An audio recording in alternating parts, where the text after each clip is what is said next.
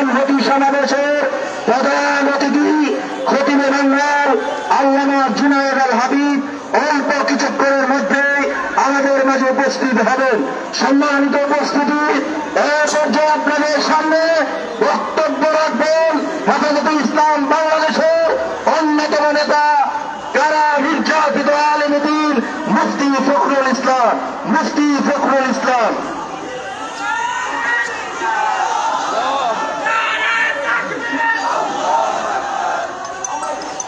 মনোজ সাহেব মনে করেছেন তিনি ক্ষমতায় এসছেন বৈষম্য বিরোধী ছাত্রদের আন্দোলনের মাধ্যমে।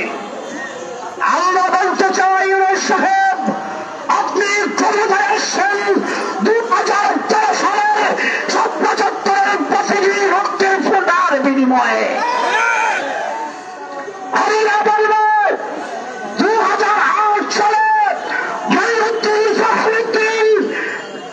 ইসলাম বিরোধী কোরআন বিরোধী নারী নীতিমালা প্রতিষ্ঠা করতে চেয়েছিল, বাংলার জনগণ আস্থা করে নিক্ষিপ্ত করেছে, বাংলাদেশ থেকে পালিয়ে যেতে বাধ্য হয়েছে।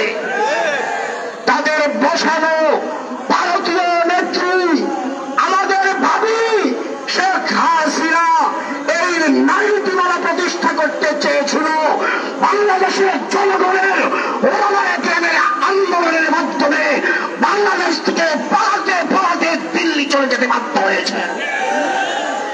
স্পষ্ট ভাষায় বলছি, 2018 সালের মহাসমাবেশের পূর্বে হেফাজতে ইসলামের নেতৃবৃন্দ মামলা প্রত্যাহারের ঘোষণা না দেন,